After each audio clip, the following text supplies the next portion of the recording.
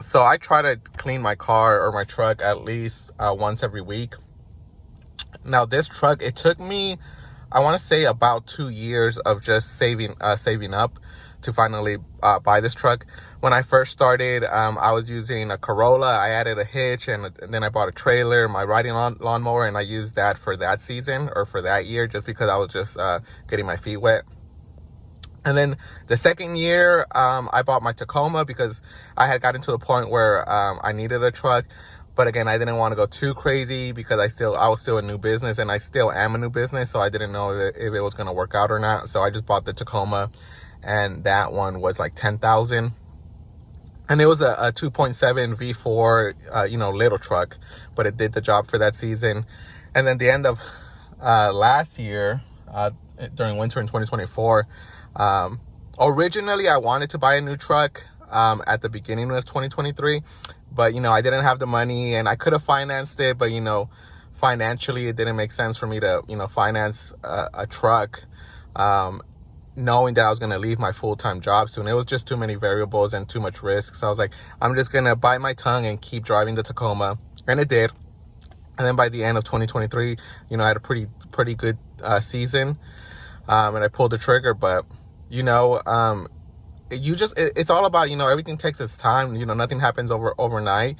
For this, I was saving, a couple $100 every week, putting it in my savings. And, when this truck went on the market, I got a really good deal on it. I believe that originally he wanted, I think, 30,000, and the person I bought it off of, he owns his own construction company, and pretty much he needed a 2500 or F250 truck, just because this 1500 truck could only tow, I believe, 13,000, and he needed something that could tow 20, 30, 40, 50,000, because he was starting to get busy. So shot him a lowball offer, kind of. I told him, I can do 24,000, and then within a 2-week span of going back and forth, I ended up getting this truck for 24,700, I believe. Now, boss man right here, I guess when I was going over how to set up your Google, I said something wrong, so I'm putting his comment over there. I don't remember what I said in that video, but he kind of pointed out what I was saying wrong. And again, like, I'm just telling you guys things from my memory, so I'm sure there's things there's going to be some things that I'm totally wrong, and I'm okay with admitting it, because I'm human. I'm not perfect. I'm just trying to be as transparent as possible. But I can't remember what I said like a month ago or even a few weeks ago.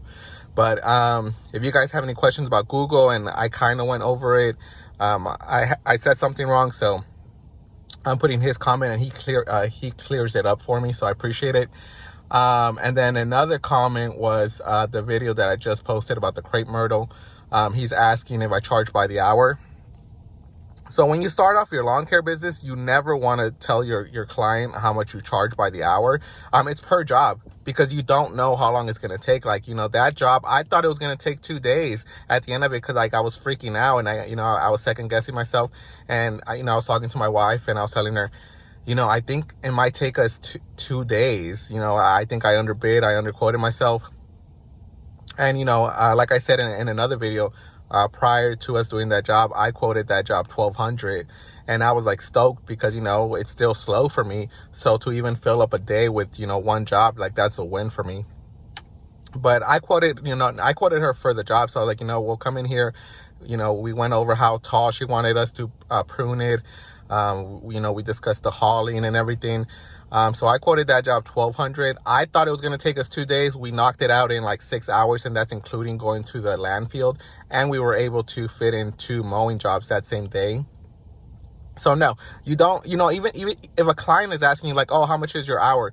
You don't want to do business with them, because they're looking at the numbers. They're all they care about is how far is their dollar going to go for.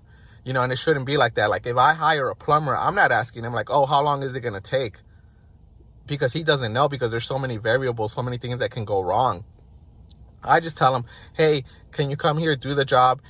and give me a quote, and he'll come in, he'll come in and he'll look at it, and in his mind, he's talking to him. So he's like, it might take half a day, it might take a day, but for it to make sense, I'm going to quote you 3,000, 4,000, 5,000.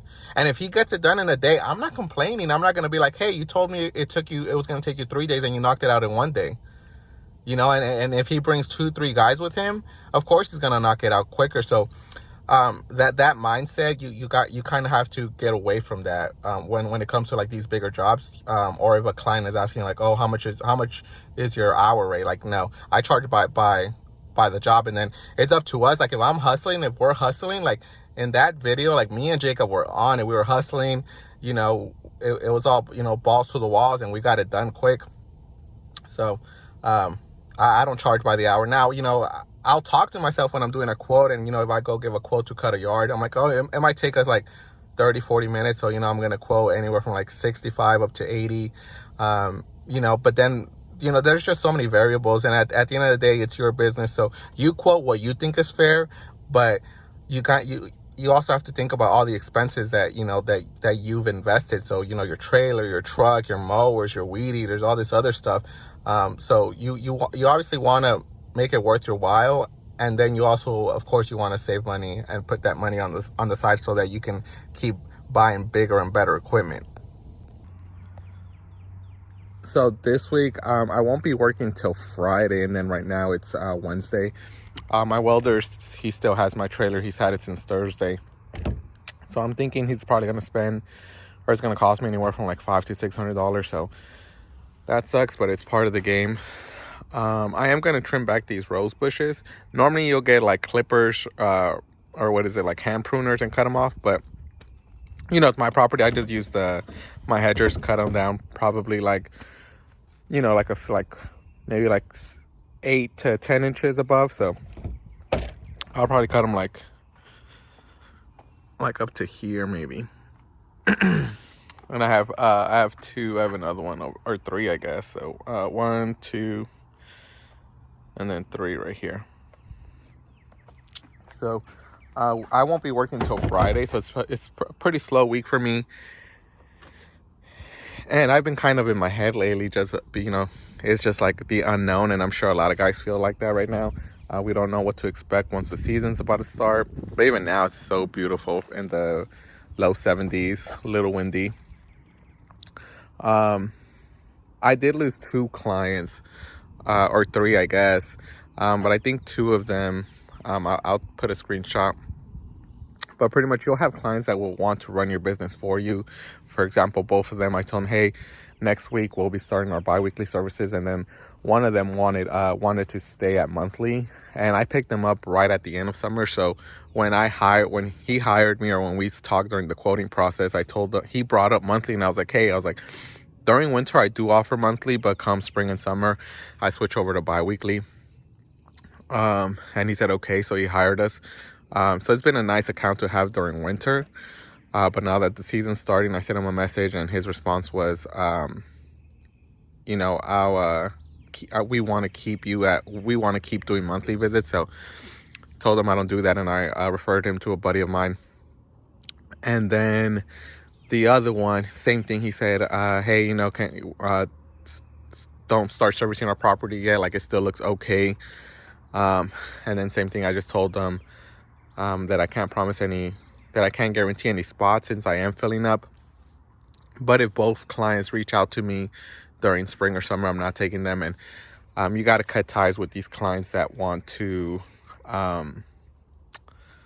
they want to run your business for you. And when you start off, you're going to bite your tongue and kind of like agree to them. But as you start growing, these are the clients that you want to get rid of. And since October, I've lost about like 20 clients. So I went from having like 65 to like the low 40s right now. But these are like 40 like solid, great clients that don't give me any issues. They pay on time. I would say right now I have maybe like 1 or 2 that I need to get rid of. But I'm just biting my tongue a little bit longer, just so that, once I start replacing them with other clients or better clients, then I'll let them go. But it's just part of the process. But anyways, I'm going to start trimming these these rose bushes, and then I'm going to spray my flower beds. I am going to put down pine straw eventually, but you can see like weeds are already starting to grow out. So I'm going to spray the weed chemical that I use to take care of that.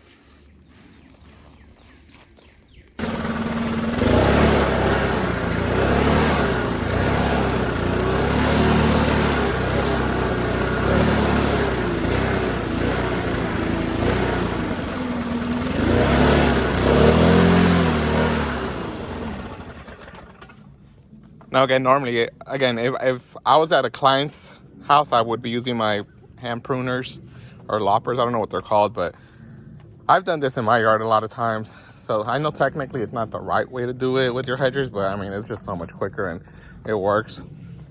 Now the weed control that I use is this guy over here, RM43. So this guy is like $200, but I mean, this works wonders. So this one is 6 ounces to every gallon of water that you use.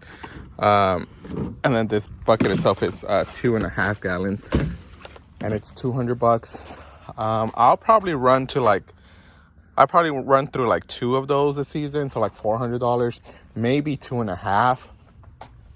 But that's definitely something you can add to your services to stand out, because I know a lot of lawn care guys typically don't spray. Technically speaking, you do need a license, so I'll just leave it at that, or a permit or something like that. Depends on your state, but that one you just go to Tractor Supply and you'll be able to buy it. But yeah, I don't know, it's just like I'm just, it's, and I think a lot of us are like going through these emotions. Like I just feel a little worried because, you know, the phone's still not ringing. Last week I was like on top of the world, you know, I was getting a lot of calls. I picked up like, you know, maybe like $2,500 dollars worth of jobs. And then this week, like I landed one job for next week for $165, and it's a small little job that we're going to be doing. So it's kind of like a roller coaster of emotions, where like one week I'm doing really great, and then the next week it slows down. Until, you know, the grass wakes up and we're back to our lawn care maintenance program. And that's the one thing that I like about lawn care, is that it's like consistent. So like, you know, they know every 2 weeks we'll be there because it needs it.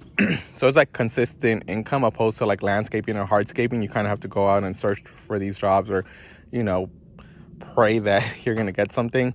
But obviously the flip side is that you make so much more money in landscape and hardscape opposed to like lawn care maintenance. So it's kind of like, you know, and then obviously like your skill wise, like I'm not that skilled in that stuff. I've made comments in the past that I'm like the worst handyman ever. So I'm sure I could learn it if I wanted to. I just want to stick to lawn care. It's easy. Show up every 2 weeks and the invoice, get paid, and then 2 weeks later, you know, come back. But just right now during the slow season, I'm just in my head again, especially because it's slow.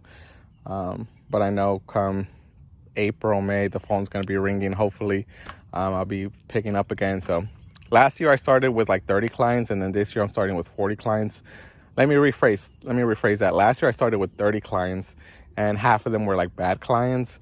This year I'm starting off with 40 clients, and then they're like 40 good, solid clients that I've had zero issues with. So, you know, I'm moving up. You know, there is some progress, but of course, like everyone else, like I just want more and more and more, especially right now that it's slow. But, you know, it is what it is. Anyways, like, subscribe. I appreciate y'all. Peace.